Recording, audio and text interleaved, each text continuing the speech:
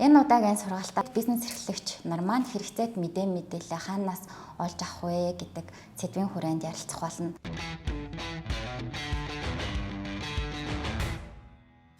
Сайн бацгаана уу? Азийн хөгжлийн банкны Улаанбаатар хотын гэр хорооллыг хөгжүүлэх хөрөнгө оруулалтыг дэмжих хөтөлбөрийн хүрээнд хэрэгжиж буй COVID-19 цаар тахлын үед бичил жижиг дунд бизнес эрхлэгч нарыг дэмжих нь төслийн сурагч багш Уянга байна.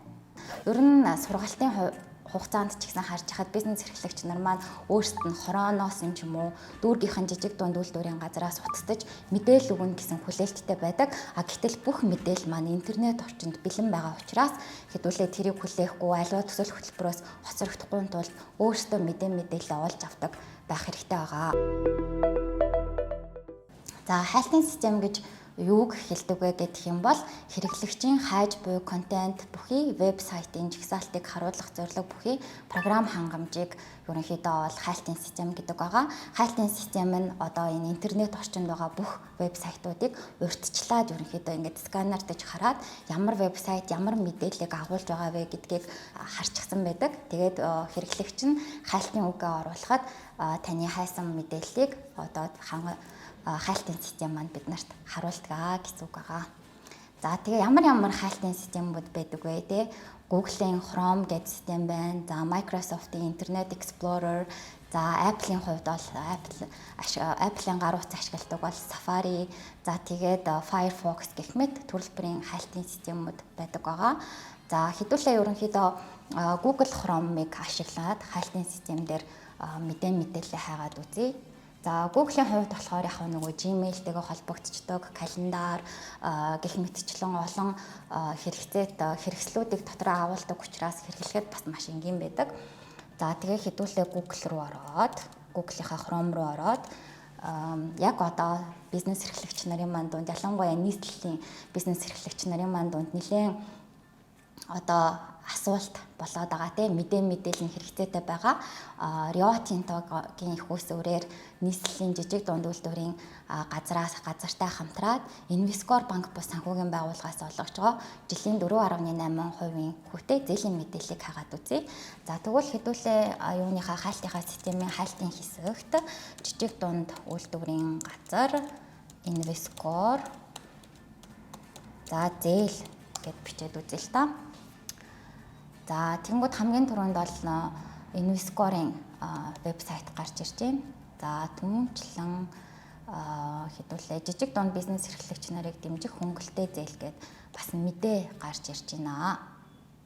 За Invescore-ийн вебсайт руу дамжаад орчлоо. За Invescore-ийн вебсайт руу орохоор яг нүүр хуудасд нь ер нь бол бүх зээлийн бүтээгдэхүүнүүдийн мэдээлэл байна.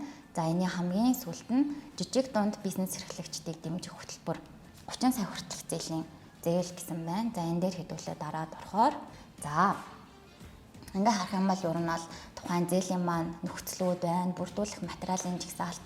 За тэгээд барьцаа хөрөнгө. Манай бизнес эрхлэгчид маань за барьцаа хөрөнгөхийн шаардлагыг бид нар хангахгүй байх та гэдтэй өөртөө хайж үзээгүй байж өөрөө одоо тэрийг судлахаа болчихсон байдаг. Тэгэхээр хэдүүлээ тэгэж болохгүй судлах хэрэгтэй байгаа бүх мэдээллийг. За ингээ барьцаа хөрөнгө гэдгийгсэн чинь ер нь бол ямар төрлийн хөрөнгийг барьцаа хөрөнгөд авах вэ гэдг нь байгаа болохоос биш яг барьцаа хөрөнгөд тавигдах шаардлага нь бол харагдахгүй байна. Тавигдах шаардлага руу н орох юм бол ерөнхийдөө ямар бизнесийн чиглэлийг дэмжих вэ гэдэг нь байна. За тэгээ дээрэс нь ер нь бол Invescore-оос тогтоосон санхүүгийн шалгуур үзүүлэлтүүдийг барьцаа хөрөнгөний шаардлагыг хангасан байх ёстой гэсэн байна те. Тэгэхээр энэ нь яг биднэрт хэрэгтэй мэдээллийг ерөнхийдөө өгч байгаа ч гэсэн 100% өгөхгүй байгаа учраас хэдүүлээ яаж болох вэ гэвэл тэгвэл энэ Invescore банк бус санхүүгийн байгууллагатай холбоо барих гэдэг рүү дараад яг мэрэгчлэтнээс нь асуугаад үзье те. Барьцаа хөрөнгөний шаардлага чинь ямар юм бэ гэд. За тэгэнгүүт энд бүх салбаруудынх нь хаяг утасныхаа дугаар гарч ирж байна. За энэ нэлээд шин зээлийн бүтээгдэхүүн хэмжээдүүлээ төв офистай нь холбогдож болж байна. Төв офисийнх нь утас байна. Тэгэхээр ийшээ хэдүүлээ утастаад барьцаа хөрөнгөхийн шаардлага болон одоо бусад яг энэ хүү зээлтэй холбоотойгоор асуух асуулт мэдээлэлээ асууж болох нэ. За ерөнхийдөө сүүлийн үед бол олон нийтийн сүлжээнд бараг хайлтын системтэйгээ ялгаагүй юм хайлтын хэрэгсэл болсон байгаа. За хамгийн түрүүнд хэдүүлээ YouTube-ыг аваад үзье. За YouTube дээр бол ерөнхийдөө бид нар яах гэж урьдаг вэ гэвэл видео үзэх гэж урьдаг тий. Тэгвэл тэнд янз бүрийн дууны клип, киноны видеоноос гадна тий сургалтын маш олон видеонууд байдаг. За манай оюутлынхаа маш их асуудагтай эсгүүрийн сургалт авмаар байна. Эсгүүрийн талаар мэдлэгээ дээшлүүлмээр байна гэж нэлээд асуудаг. За тэгвэл хэдүүлээ YouTube руу ороод эсгүүр гэд бичээд үзье. Эсгүүр. За эсгүүр гэд бичээд үзэнгүүт эсгүүрийн маш олон сургалтуудын видеонууд бид нарт харагдаж байна. За Монгол цамцны эсгүүр гэж юм, мөртөө дээлний эсгүүр гэж юм, хүүхдийн өмдний эсгүүр гэх мэтчлэн тэ. Тэгэхээр эсгүүрийн тухай хэрвээ бид нар мэдлэгээ дээшлүүлмээр байвал шууд эсгүүр гэж хагаад үзэж болно. Мөн жижиг дунд бизнес эрхлэгч нартаа зөвлөхөд жижиг дунд үйлдвэрийн газар гэдэг ингээ орохоор жижиг дунд үйлдвэрийн газрын суваг нь байдаг. Яг YouTube-ийн суваг. За ийшээ хэдүүлээ ороод плейлист гэдэг дээр нь дарах юм бол жижиг дунд бизнес эрхлэгч нарт зориулсан маш олон сургалтын ерөнхийдөө мэдээлэл өгдөг. За энэ дунд бол Европын холбооны санхүүжилтээр Европын сэргээн босголт хөгжлийн банкнаас одоо хийж өгсөн яг энэ бизнестэй холбоотой ийм цаг үеийн сургалтууд байгаа. За жишээлбэл санхүүгээ хэрхэн зөв удирдах вэ? Маркетинг, брендинг, тэр байтугай сав баглаа бодол, төслийн баримт бичиг, за чатбот, онлайн худалдаа гэх мэт олон төрлийн ийм сургалтын видеонууд YouTube дээр байдаг байгаа шүү. Тэгэхээр бүгдээрээ жижиг дунд үйлдвэрийн газрын сувгаар бас ингээ байнга ороод тий видео хичээлүүдээ үзэх боломжтой байгаа. За дараагийн нэг олон нийтийн сүлжээ бол Facebook байгаа. За Facebook-ээр бид нар бас л ингээл найзуудыгаа харах, мэдээ харахаас гадна бас бизнестэй холбоотой хайлтуудыг хийж болно. Сүүлийн үед бол бизнес эрхлэгч нар, бэлтгэн нийлүүлэгч нараа ч юм уу түншлэх компаниуд айгүйх Facebook-ээр хайдаг болсон байгаа. Ягаад гэвэл Facebook маань өөрөө бас маркетингийн болон одоо цахим худалдааны нэг суваг болоод хөгжчихөд байгаа. За тийм болохоор хэдүүлээ Facebook руу одоо орж үзье. За тэгээд Facebook дээр за модон тавилга гэд хайгаад үзье. За бас тэр зүүн дээд буланд нь хальтын тэмдэг байдаг те. Гэд хайхаар группууд гарч ирж байна. За дээрэс нь пэйжүүд, хуудасуудаас их гарч ирж байна.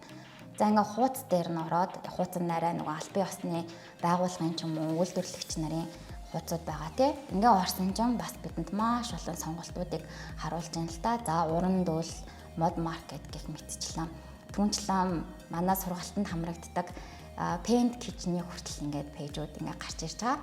За тэгэхээр бид нар бизнесийн хамтрагч нараа тий альсвал бэлтгэн нийлүүлэгч нараа ч гэсэн ингээд Facebook-ээс хаах боломжтой байна. Бизнес эрхлэгч нар маань төсөл хөтөлбөрт хамрагдъя, төслөө бичих болдог тий. За төсөл бичгээд төслийн бас нэг гол хэсэг нь болохоор зах зээлийн мэдээлэл буюу одоо таны эрхэлж байгаа бизнес чинь хэр ирээдүйтэй юм бэ? Хэрэглэгчид чинь хэд байгаа юм бэ гэдэг мэдээлэл шаардлагатай байдаг. За тэгвэл энэ мэдээллийг статистикийн үндэсний хорооноос бид нар авч болох нэ. За статистикийн үндэсний хорооны маань вебсайт болохоор 1212 цэг имэн гэсэн ийм хаяг байдаг. За хэдүүлээ 1212 цэг имэн гэд ороод үзье. За шууд ороод оронгууд л энэ нүүр хуудсан дээр нь төрөлжсөн ингээд ийм тэмдэгнүүд байгаа. За үндэсний тооцоо, хүн ам, гэр бүл хүүхэд залуучууд, хөдөлмөр эрхлэлт, гадаад худалдаа, тээвэр, эрүүл мэнд гэх мэтчлэн тэ. За эндээс хэдүүлээ магадгүй хэрэглэгчийнхаа тоог гаргаж ирья гэх юм бол хүн ам руу орч болно. За ингээд хэдүүлээ хүн ам гэдэг хэсэг рүү орохоор за шууд хүн амын нас хүйсийн сувраг харагдчихээн. За дээрээс нь газар зүйн байршлаараа буюу одоо аймгаараа, хотоороо бас ингэж харагдчихээн. За тэгвэл энэс гадна энэ хажууд байгаа хүснэгт гэдэг дээр дарах юм бол бид нар яг ямар байдлаар мэдээлэл авмаар байгаа вэ гэдг нь харагдана. За зөвхөн нас хүйсээр, альсвал насны бүлэг хүйсээр, альсвал хүйс хот хөдөөгөр гэх мэтчлэн харж болно. А бид нар бүр наривчлаад те баг хороогоор хүртэл харж болох байгаа. Тэгэхээр хэрвээ манай баян хошуудын төвийнхэн маань болохоор сонгон хариханд үргийнхаа ч юм уу альсвал чин юуныхан маань селебрити төвийнхэн маань сүхбаатар чингэлтэй гэд харах юм бол хүн амын мэдээлэл нь одоо энэ юунаас маань статистикийн хорооноос харагданаа. За түүнчлэн салбарын мэдээлэл бас их хэрэгтэй байдаг те. За тэгвэл ер нь жижиг дунд бизнес эрхлэгчдийн хувьд салбарынхаа мэдээллийг хаанаас олж болох вэ гэх юм бол хөдөө аж ахуйн яамны вебсайт руу ороод үзэх хэрэгтэй. За хүнс хөдөө аж ахуйн яам гэж ерөнхийдөө бичих юм бол хамгийн түрүүнд вебсайт нь гараад ирнэ. За ингээ хэдүүлээ вебсайт руу хамгийн түрүүнд оронгууд ерөөсөө ингээ салбараараа гараад ирж байна. Мал аж ахуй, газар тариалан, хүнсний үйлдвэр, хөнгөн үйлдвэр гэдэг те. За манай бизнес эрхлэгчдийн ихэнх нь оёдлынхан байдаг те. За тэгвэл хэдүүлээ хөнгөн үйлдвэр гэдэг оронгууд оёмл бүтээгдэхүүн гэж байна. За оёмл бүтээгдэхүүн рүү орох юм бол ер нь манай оёдлын зах зээл те оёдлын салбар маань ямар хөө байгаа вэ гэдэг мэдээллийг эндээс харж болж байна. За жишээлбэл оёдлын салбарт 1561 аж ахуй байд юм байна. 2700 гаруй хуваараа хөдөлмөр эрхлэгч. За нийтдээ 15500 орчим оёдлчид ажилт юм байна. За эндээс бүр яг хувцас юу оёдгоор нь ингээд харуулж байна те. 59% нь үндэсний хувцас, 28.9% нь өдөр тутмын хувцас гэх мэт ингээд хуваар нь бид нар харж болж байна. За дээрээс нь энд хүснэгтэр яг одоо үйлдвэрлэлийнх нь өртөг үнийг бид нар харж болж байна. Борлуулалтынх нь нийт одоо эргэлт орлого ямар байсан бэ гэдгийг ингээ 15 оноос 21 оны хүртэл ингээд харж болох нэ. Тэгэхээр бизнес эрхлэгчид маань төсөл хөтөлбөр бичгтээ статистикийн хорооны сайт болон одоо хүнс хөдөө аж ахуйн яамнаас энэ мэдээллийг авч болох байгаа. За түнчлэн банк санхүүгийн үйлчилгээний талаар маш их асуултууд ирдэг те. За банкны хүү ямар байдیں, зээлийн шаардлага нь ямар байдیں гэх мэтчлэн манайхан их асуудаг. За тэгвэл энэ мэдээлэл маань мөн ялгаагүй банк бус байгууллагууд маань энэ мэдээлэлээ ил тодор вебсайт дээрээ буюу цахим хуудсан дээрээ байршуулсан байдаг. За хэдүүлээ зүгээр яг нэг жишээ болгоод за Голомт банкны вебсайт руу ороод үзье те. За Голомт банк гэдэг юм бол Голомт банкны вебсайт хамгийн түрүүнд нь хайлтын системээр гарч ирж байна. За иргэд байгууллага гэдгийг хайл нэгийг сонгоод ингээ орох юм бол за байгууллага гэж сонгочлоо л доо. За тэгэх юм бол дансны үйлчилгээнээс ахуулаад зээл, худалдааны санхүүжилт, төлбөр тооцоо, бизнес үйлчилгээ, цахим банк, дижитал банк гэд бүх одоо заавар мэдээлэл нь гарч ирж байна. За тэгвэл хэдүүлээ зээлийн шаардлага нь ямар байдیں, зээлийн ямар бүтээгдэхүүнүүд байгаа вэ гэд ороод үзье. За магадгүй эргэлтийн хөрөнгийн зээл гэдгийг сонгоё л доо. За эргэлтийн хөрөнгийн зээл гэдэг ингээ орсон чинь зээлийн нөхцөл нь ер нь бол тодорхой байна тий. Зээлийн хүүн байна, зээлийн хугацаа, өргөдлийн хураамж, шимтгэл гэх мэт мэдээллүүд нь байна. За яг одоо зээлийн хүүг нь харах юм бол хамгийн одоо доод хэмжээ, дээд хэмжээ гэж оруулж өгсөн байна. Яг одоо танаа бизнесийн судалгаанаас хамаарат хүүгийн түвшин нь тодорхойлогдох байх. За тэгээ дээрээс нь тавигдах шаардлагууд нь байна. Мөн бүрдүүлэх материалын жагсаалт, иргэн байвлынхын аж ахуйн нэгж байх юм бэ гэд ингээд бүгдээрээ ил тод орчихсон байгаа. Түүнчлэн татвар, нийгмийн татгалын шимтгэл, за тэгээ баланс те одоо нөгөө санхүүгийн тайлан тушаадаг гэх мэтчлэн тушаах тухай гэх мэтчлэн мэдээлэл бизнес эрхлэгч нарт маань хэрэгтэй байдаг. Тэгээд одоо яаж тушаахын, ямар хувь хэмжээтэй байдığım бэ гэх мэтчлэн асуултууд хэрвээ та бүхэнд байгаа бол яг тухайн байгууллагынхаа вебсайт руу буюу цахим хуудас руу дахиад ороод үзэж болно. За хэдүүлээ татварын ерөнхий газрын вебсайт руу ороод үзье. За ингээд татварын ерөнхий газрын вебсайт руу ингээд яваад оронгууд за хуулийн этгээдэд зориулсан мэдээллүүд байна те. За яаж шинээр бүртгүүлэхийн, тодорхойлт авахын, яаж авахын гэх мэтчлэн. За тэгээд албан татварын тухай мэдээлэл байна. За хэдүүлээ шинээр бүртгүүлэх гэдгийг сонгоод үзье. За тэгэнгүүт шинээр бүртгүүлэхэд юу хэрэгтэй вэ гэдэг мэдээлэл нь ингээд орчихсон байгаа.